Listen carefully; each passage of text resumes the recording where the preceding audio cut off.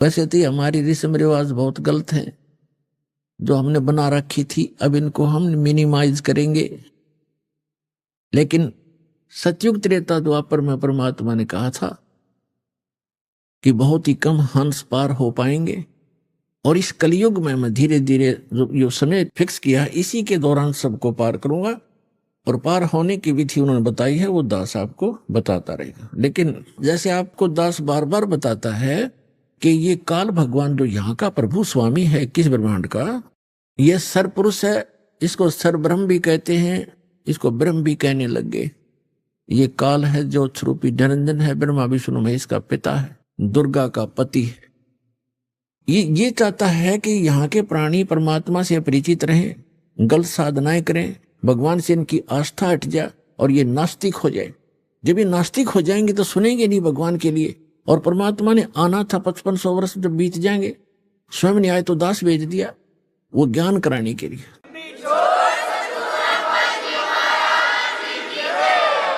तो इससे पहले उसकी नीति ये थी कि सबको ऐसा नास्तिक बना दूं ये भगवान से दूर हट जाए। और परमात्मा ये चाहते हैं कि इनमें इस कलयुग की पिछली पीढ़ी तक परमात्मा की आस्था चाह बनी रहे। आज तक हम देखो नरसिंह जी जैसे महापुरुष के उदाहरण आज तक गुणगान करते आए, जितने भी प्रचारक थे, और जिस कारण से हमारी आस्था बनी रही कि भगवान ऐसा करता ही करता है। लेकिन ना उन प्रचारकों को कभी ऐसा हुआ, ना उनके उपासकों को कभी ऐसा हुआ, लेकिन उसके कारण हम डटे रहे कि भगवान ऐसा करता है। हुआ है तो ऐसा गुणगान हो रहे हैं। अब क्या हुआ कि एक दिन उसकी लड़की ब्याह रखी थी, विवाह कर रखा था, उसका लड़की जवान होगी, उसका विवाह हुआ। उसके विवाह के लिए लड़की आ गई बात नौतन, यानी अपने पिता, ऐसे रिवाज बना रखी अपन ने, तो ये रिवाजें अच्छी नहीं है। फिर भी भगवान ने दुखी होना पड़ा, उसके लिए भी बहुत कुछ करना पड़ा। अब उसकी लड़की आई और पिता से कहा, पिताजी आपकी ज्योति का विवाह है, इस दिन बात है, आप आइएगा। तब उसने कहा कि मैं निर्धन कंगाल बेटी, ना मेरे पास दाम धन नहीं, पर आऊंगा बेटी मैं सुमरूंगा राम। जैसा भी कंगाल हूं मैं तेरे द्वार पर अवश्य आऊंगा। लड़की चली गई। लड़की जैसे वहां प्रतिफल में कुछ दिया करते हैं, बेटी जावे भात नोच कर, कुछ नहीं दिया। इसको देखकर उसकी सास, लड़की की सास ने बहुत कुछ उलाहने दिए, लड़की को बहुत बुरा भला कहा कि उसने नाश कर दिया, सारी संपत्ति लुटा दी, कंगाल होकर बैठ के हमारी बेइज्जती करवा दी, कदे कदे हमारी इज्जत से खरमा थी। अब लड़की बोल रहा क्या, बेचारी सबर का घूंट आंसू में टपकाने लगी, बैठ गई एक तरफ जाकर। अब नरसिंह चिंतित हुआ कि कैसे वहां पहुंचेंगे, कौन मेरा साथी होगा। यदि वो सेठ होता और भात आ जाता, उसके साथ जाने वाले सैकड़ों इकट्ठे हो जाते गांव नगर के आदमी, और उस दिन कोई नहीं आया। उनके पास कुछ अंधे सूरदास आया करते थे, नरसिंह जी की झोंपड़ी पर बैठ जाते थे, सत्संग करते थे, विचार विमर्श करते थे, फिर चले जाते थे। उनमें एक शिक्षण नाम का बुद्धिमान था सूरदासों में। उसने कहा कि आज नरसिंह तेरी बात में कसक नहीं, तेरी आवाज में कोई चिंता टेंशन बन गई। उसने बताई कि ऐसे ऐसे लड़की आई थी और ज्योति का भात आ गया है और ये चिंता बन गई मैंने। शिक्षण सूरदास अंधे ने कहा कि भाई भगवान पर भरोसा रख, दिल ना तोड़े, हम चलेंगे तेरे साथ। ने बोला नगर का कोई साथ नहीं हो सकता। कहने लगे हम चलेंगे सारे के, वो 16 जने थे गिनती में। बोले हम चलेंगे तेरे साथ, चिंता ना करे, कोई बात नहीं, देखी जाएगी जो भगवान उड़े इज्जत हो चाहे बेइज्जती, पर बेटी के द्वार पर खड़े जरूर होंगे चल के।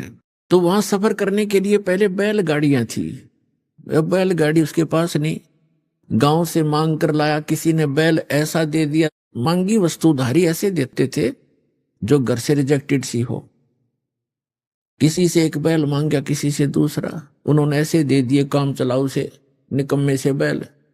और बैलगाड़ी थी खराब सी, वह पक्का दिख ले जा सेठिया। अब सेठ ने वही बैल दोनों जोड़ के वह गाड़ी ले ली, बैलगाड़ी। 16 सूरदास उसमें बैठ के वह उसके मित्र।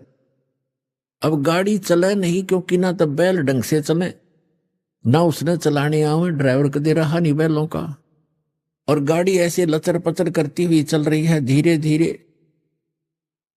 अब उस स्पीड से वो 10 दिन भी नहीं पहुंच सकते थे, और विवाह था तीसरे दिन।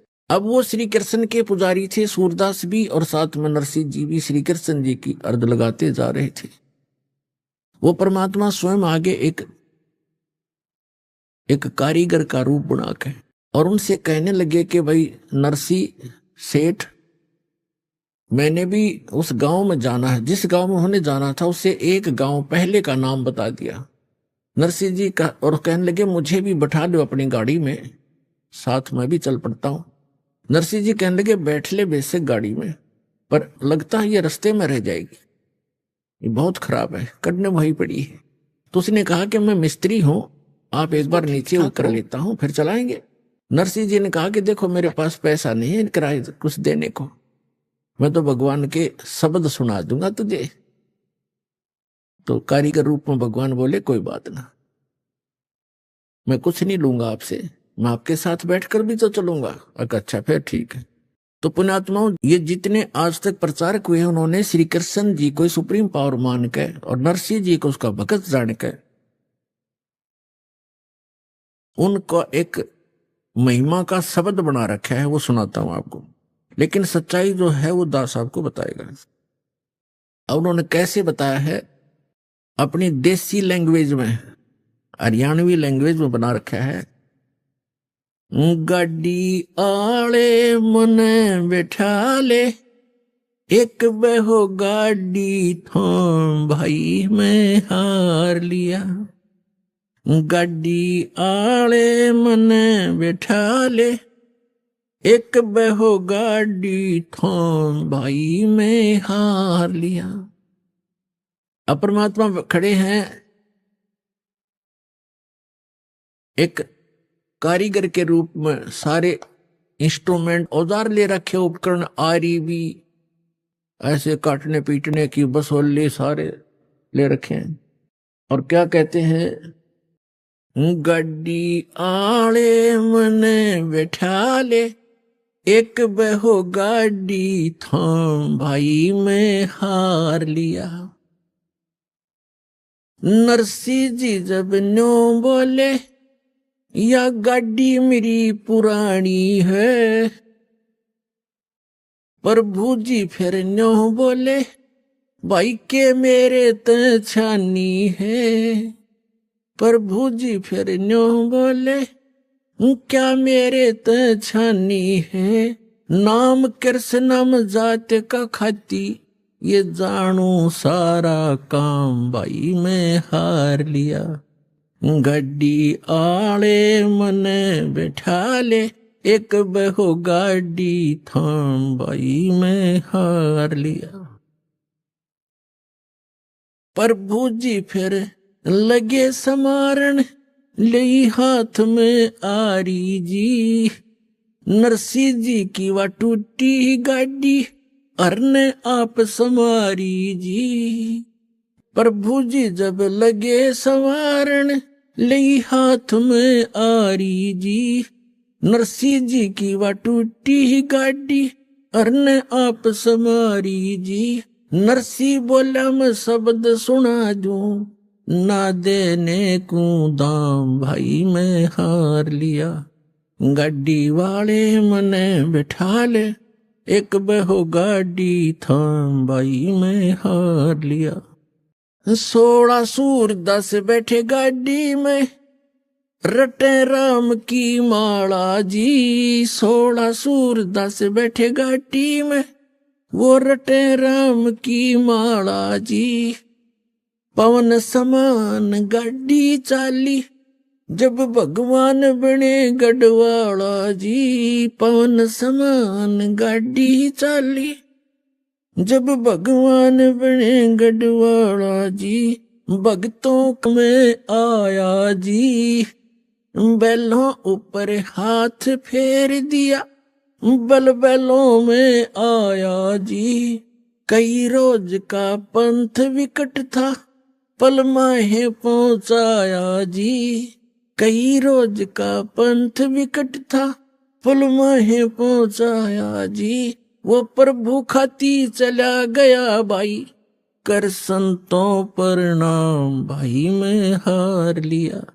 गाड़ी आड़े मने बिठा ले, एक बहो गाड़ी थाम भाई मैं हार लिया। कृष्ण तो रथवान बने, ये कबीर बने रखवाला जी। कृष्ण तो रथवान बने, कबीर बने रखवाला जी।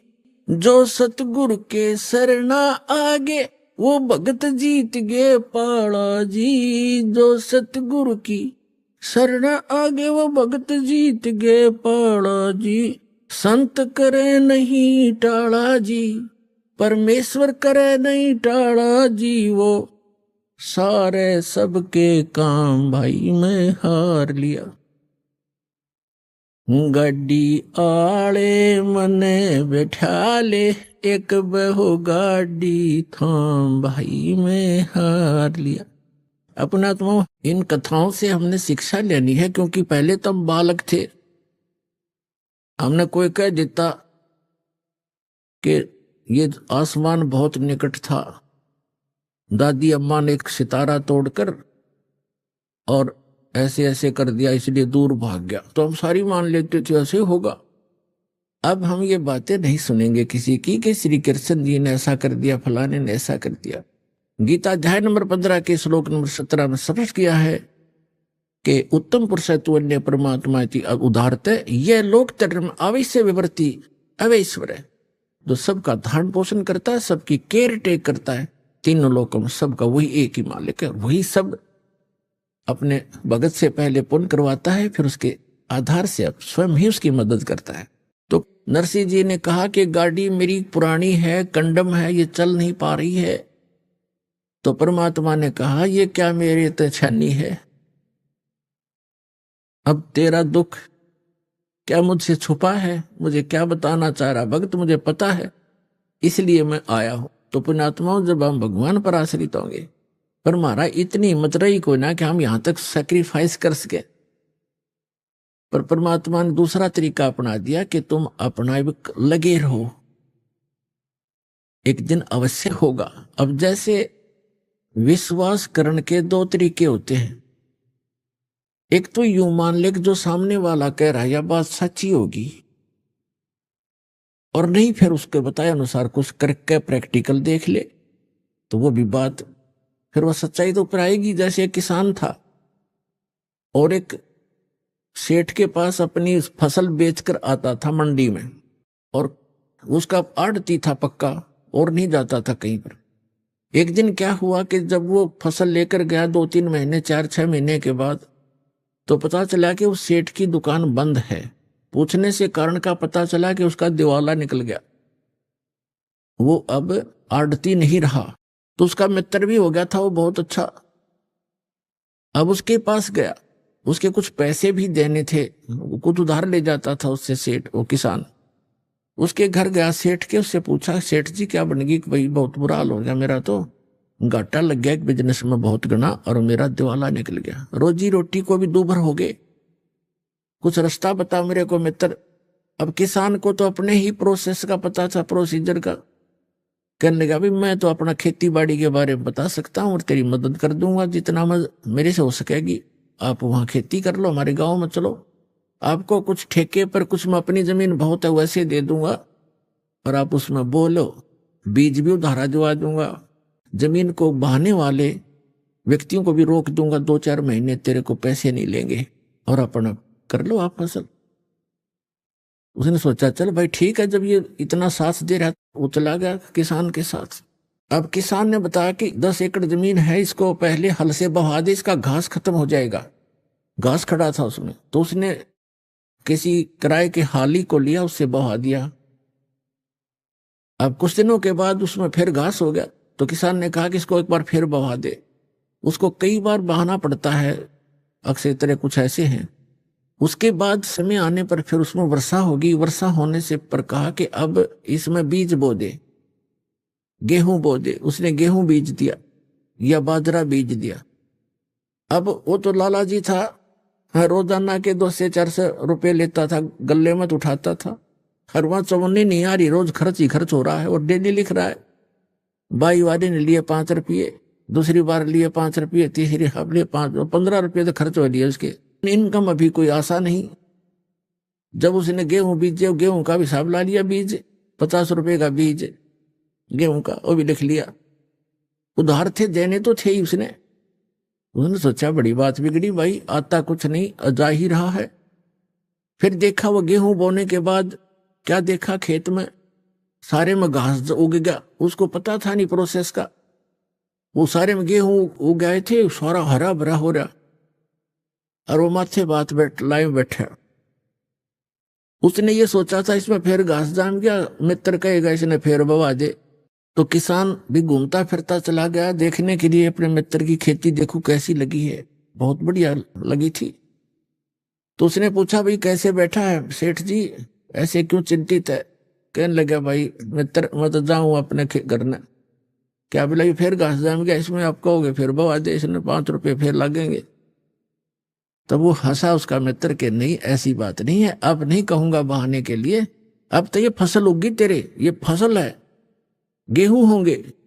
अब उसका ना जच्चे, क्योंकि उसको पता नहीं था कि गेहूं अभी बनेंगे कैसे, इसमें गेहूं तो मिट्टी में डाल दिए, सारे खराब हो गए। वो तो उनको देख रहा कि गेहूं तो खराब हो गए।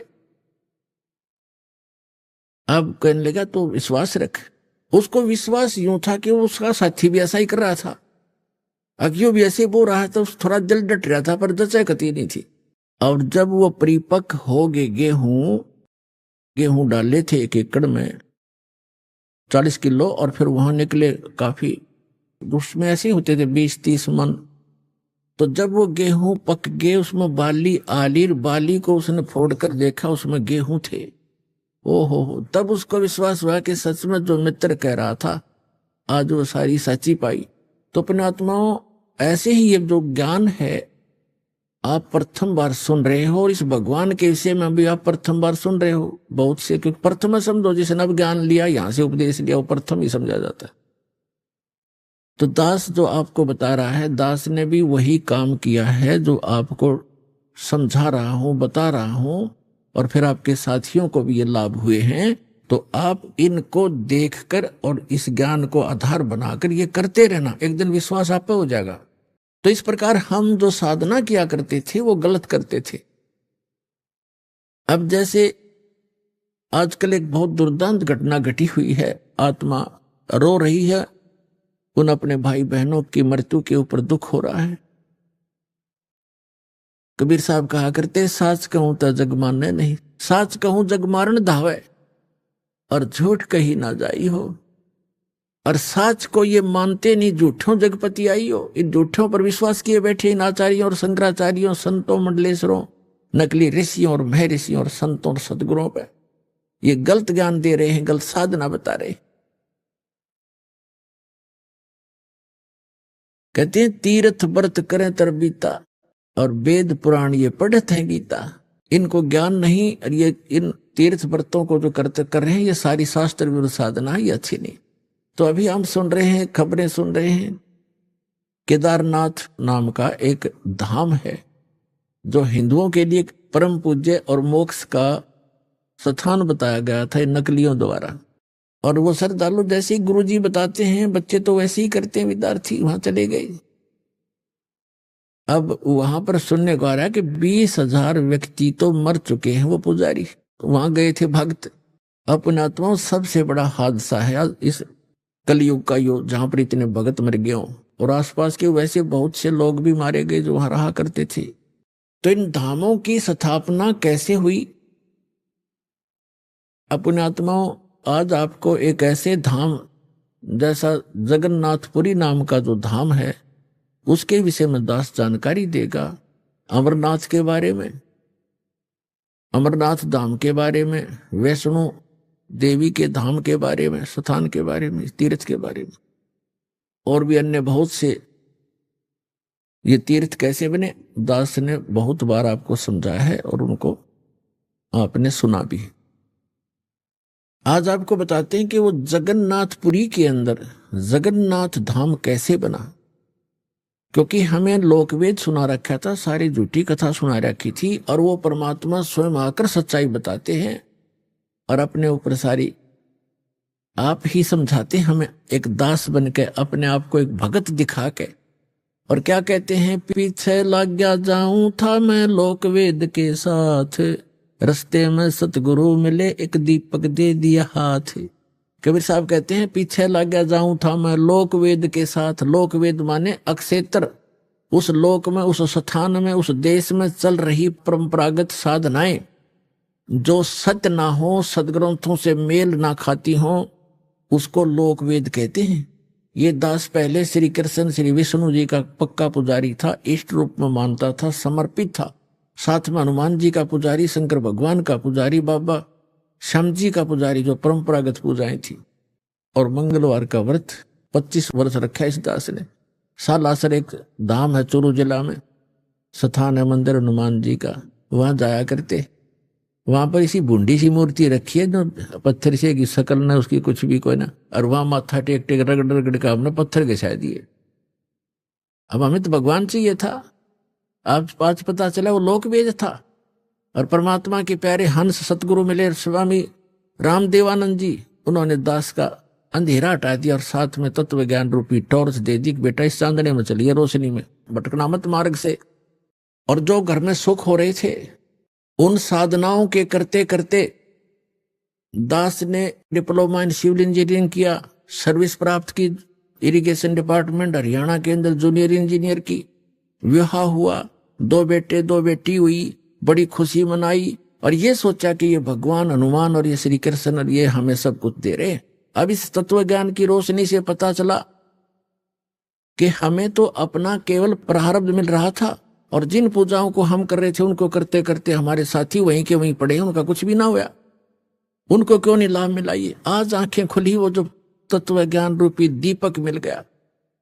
तो परमात्मा कहते हैं पीछे लग गया जाऊं था मैं लोकवेद के साथ, और रस्ते में सतगुरु मिल गए, दीपक दे दिया हाथ। कहते हैं तत्व ज्ञान रूपी दीपक की रोशनी में चलेंगे हम, सीधे गड्ढों में नहीं गिरेंगे, झाड़ों में झंखाड़ों में नहीं फंसेंगे, यानी अज्ञान ग्रहण नहीं करेंगे। हम तत्व ज्ञान के आधार से अपना जीवन भक्ति रूपी सफर तय करेंगे। पुणात्मा, जैसा कि दास ने कथा सुनाई थी कि श्री रामचंद्र जी ने समुद्र पर पुल बनाना था, और उस पुल वो बना नहीं पा रहे थे, इसलिए समुद्र में घुटनों पानी में खड़ा होकर के प्रार्थना की। 3 दिन जब नहीं माना, समुद्र तट से मस नहीं हुआ, तो उसने कहा भाई लक्ष्मण मुझे अब में रागनी बांध दे। और ये समुद्र इस अभिमानी रावण का संग पाकर ये अभिमानी हो गया, उसका पक्ष कर रहा है, ये रास्ता नहीं दे रहा मुझे। और उसने तीर दिखा के और उसको फूकना चाहा था अग्निबाण से। उसी समय विपर रूप धारण करके आया था और प्रार्थना करी थी कि ऐसा काम करो लाठी भी ना टूटे, सांप भी मर जा। कि आपकी सेना में नल और नील नाम के 2 सैनिक हैं, उनके हाथ में ये पावर है, उनके हाथ से पत्थर तर जाएंगे, आप ऐसा ना करो, मुझे ना फूको। फिर नल नील के हाथ में शक्ति तो थी, लेकिन उस दिन उनमें भी अभिमान छा गया था। वह परमात्मा मुनिंदर जी की द्वारा दी हुई थी, कबीर साहब की दी हुई थी शक्ति, वह क्षीण होगी। फिर उनके दुख का निवारण करने के लिए स्वयं परमात्मा आए थे, मुनिंदर रूप में प्रकट थे, ऋषि मुनिंदर रूप में। तब वहां के पहाड़ को हल्का कर दिया था परमात्मा ने, एक रेखा खींच दी थी चारों तरफ, तब वो पुल बना था। अब क्या हुआ कि श्री कृष्ण जी चले गए, कुल नाश हो गया था श्री कृष्ण जी का दुर्वासा जी के श्राप से। आपस में लड़ मरे थे, पूरा यादव नर यादव कति खत्म हो गए थे। जो गर्भवती बहनें थी वो बची थी, वो संतान बच गई थी, वो तो गर्भ में थी। और श्री कृष्ण भी मारे गए थे तीर के माध्यम से। एक पारधी ने विषाक्त तीर मार दिया उनके पैर में। और वो कौन था? वो त्रेता युग में जब श्री रामचंद्र जी थे, उस समय वो बाली था, सुग्रीव का भाई बाली था, जिसको श्री राम रूप में श्री विष्णु जी ने धोखे से मारा था वृक्ष की ओट लेकर, तब उससे ने कहा था कि मरते समय कि आप तो विधि विधान को जानने वाले हो, आपने मुझे धोखे से मारा है, आपने बदला देना पड़ेगा। तो उन्होंने कहा था मैं द्वापर युग में आपका बदला दूंगा। तो वही बाली तो बना था पारदी शिकारी, और श्री कृष्ण श्री राम वाली आत्मा थी ही श्री विष्णु जी। तो उसके पैर में विषाक्त तीर मार के ऐसे ही धोखे से उनकी मृत्यु की थी। उसके बाद वो नगरी ज्यों की त्यों सुनसान पड़ी थी, और वहां यादव की जितनी पत्नियां थी उनको लेकर के अर्जुन इंद्रप्रस्थ में आ गया था। रास्ते में कुछ भीदों ने लूट ली थी, कुछ उनके गहने लूट लिए थे, वो बहुत लंबी कहानी है, ये प्रसंग दूसरा है। और एक दिन उड़ीसा में एक इंद्र दमन नाम का राजा था। वो भगवान श्री कृष्ण का पुजारी था, परम भक्त था। स्वप्न के अंदर श्री कृष्ण जी ने दर्शन दिए और कहा कि इंद्र दमन एक मंदिर बना दे और जगन्नाथ नाम रख देना उसका, और एक ध्यान रखना उसमें कोई मूर्ति ना हो, उसमें कोई पाखंड पूजा नहीं होनी चाहिए, और उसके अंदर एक विपर छोड़ देना ब्राह्मण विद्वान, और उसके अंदर श्रीमद् भगवद गीता का पाठ करे, सदग्रंथों का ही आधार बनाकर वो ज्ञान देता रहे। कोई पाखंड पूजा मत करना, उसमें कोई मूर्ति स्थापना मत करना। और उन्होंने खुद जाकर स्वप्न में इंद्र दमन को ले जा करके वो स्थान दिखाया जो समुद्र के किनारे पहाड़ पे था, थोड़ा सा पहाड़ी है, कि यहां बनाना। अब ऐसा कहकर श्री कृष्ण जी चले गए। इंद्र दमन सुबह उठा, उसकी खुशी का ठिकाना नहीं। अपनी पत्नी से कहा कि मुझे आज स्वप्न में परमात्मा दिखाई दिए थे। सारी कहानी बताई और कहा भगवान ने कहा कि एक मंदिर बना दे, और वो स्थान भी दिखाया मेरे को कि यहां बना दे, जगन्नाथ नाम रख देना, उसमें मूर्ति नहीं होनी चाहिए, पाखंड पूजा नहीं होनी चाहिए, कोई विपर छोड़ देना, वो कथा सुनाया करेगा। उसकी पत्नी बड़ी धार्मिक थी, वह बड़ी खुशी हुई कि हो हमारे तो भाग जाग गए। अब फिर भगवान ने कह दिया तेरे पास सारा संपन्न है, सारा धन है, बहुत पैसा है, और कर दे शुरू। तो इंद्र दमन ने बहुत से कारीगर बुलाए, उनसे नक्शा तैयार करवाया, और जाके पहुंचे वहां पर घूमते फिरते, और बताया कि यहां बताया था ये स्थान, मंदिर बना दे। अब कारीगरों ने तो दर्दी नीम ज्यों की तो, और मंदिर बना के तैयार कर दिया। अब जो ही मंदिर बन चुका, अगले दिन पूजा करनी थी। उसी दिन समुद्री तूफान उठा, बहुत भयंकर, जैसे साइक्लोन कहते हैं। ये कई बार आता उड़ीसा के अंदर, तो बहुत तबाही मचा देता है, ढा देता है मंजिलों को भी, मकानों को भी। ऐसा तूफान उठा 40 फुट ऊंचा, बहुत स्पीड का, ऐसे घूमता हुआ, और मंदिर को खत्म कर दिया, नामो निशान मिटा दिया। दूसरी बार फिर बनाया, दूसरी बार भी ऐसे ही हो गया, तो ऐसी स्थिति में आती। तीसरी बार फिर बनाया, ऐसे ही। चौथी बार फिर बनाया, क्योंकि आदेश था भगवान का। अपने दुर्भाग्य को कोस रहा था कि भगवान के आदेश का मैं पालन नहीं करा। कहने का भाव ये है कि खजाने का कोस भी खत्म हो गया, और 4-5 बार समुद्र ने ऐसी ही घटना कर दी। राजा बड़ा चिंतित हुआ कि भगवान ने एक सेवा दी थी, मैं वो नीच कर नहीं पा रहा हूं। दुष्टों, दुर्भाग्य है मेरा कि मुंह दिखाऊंगा भगवान को उसके गोलोक में जाकर। उसकी पत्नी कहने लगी कि चिंता ना करे। अब जो ही मंदिर बन रहा था, इतने में गोरखनाथ जी आ गए, क्योंकि वो पहचान तो उसको सके नहीं। परमात्मा ने, कबीर जी ने बताया कि वो गोरखनाथ थे, एक सिद्ध पुरुष थे। राजा से कहा कि राजा, इतना बढ़िया मंदिर बना रहे हो, उसमें मूर्ति होनी चाहिए भगवान श्री कृष्ण और उसकी बहन सुभद्रा की और बलराम की, बगैर मूर्ति के मंदिर कैसा? उन्होंने कहा, राजा ने कहा कि भगवान ने स्वप्न में मुझे मना किया था कि स्वप्न तो स्वप्न ही होता है, हमारे आदेश का पालन करो। ला कर ली। राजा डर गया, भाई कि देख कोई दुराशीष ना दे दे साधु। तो राजा ने कहा जी जैसे आपकी इच्छा, और कहा चंदन की लकड़ी से बनवाना। क्या अच्छा जी। अब कारीगर खोजे, अब मूर्ति बनाकर तैयार करें। तैयार होते होते बिल्कुल तैयार हो जाए मूर्ति, ऐसे बिखर जा, सारी टूट जा, टुकड़े टुकड़े हो जाती। 2-3 बार ऐसे की, ऐसे टुकड़े टुकड़े होगी। राजा बहुत चिंतित हुआ कि उधर वो सिद्ध पुरुष है, यदि ये मूर्ति नहीं बनवाई तो यूं कहेगा तू पहले नाट्य था और तेरी नीत में खोट है, मुझे श्राप देवेगा। राजा की नींद हराम होगी। उधर से मंदिर की चिंता, उधर से ये मूर्ति नहीं बन रही है। अब परमात्मा एक कारीगर का रूप बना के, वृद्ध कारीगर जैसा नरसी के पास आए थे, और वहां एक वृद्ध कारीगर कति वृद्ध 80 वर्ष आयु दिखा रहे हों जैसे लीला करे, और कहा राजन मैं बड़ा अनुभवी कारीगर हूं और मैंने बहुत से ऐसी चंदन का बहुत बड़ा मास्टर हूं, और मैंने सुना है कि यह मूर्तियां बन नहीं पा रही, मैं मूर्ति बना दूंगा। राजा ने बड़ी खुशी हुई कि अनुभवी व्यक्ति दिखे है और मेरी शायद बात बनेगी। कहा जी ठीक है बनाओ, अभी मंगा देता हूं चंदन की लकड़ियां। कहने लगा मुझे एक कमरे में बंद कर दो, जब तक ये मूर्ति ना बन जाए मैं बाहर नहीं निकलूंगा, वैसे नहीं बनेगी ये मूर्तियां, और अब बनने के बाद मैं अपने आप आ जाऊंगा, चिंता मत करना। और तुम बीच में मुझे डिस्टर्ब ना करना, डिस्टर्ब करोगे तो मूर्ति जो की तुम जितनी बन चुकी होंगी उतनी रह जाएंगी। राजा ने बोला जी ठीक है, जैसे आपको उसका भोजन पानी अंदर रखवा दिया सारा। अब वो नाथ जी आ गया। जब कमरे में भगवान ने बैठे 3-4 दिन हो गए थे, उसने राजा से पूछा कि क्या मूर्ति बनाई।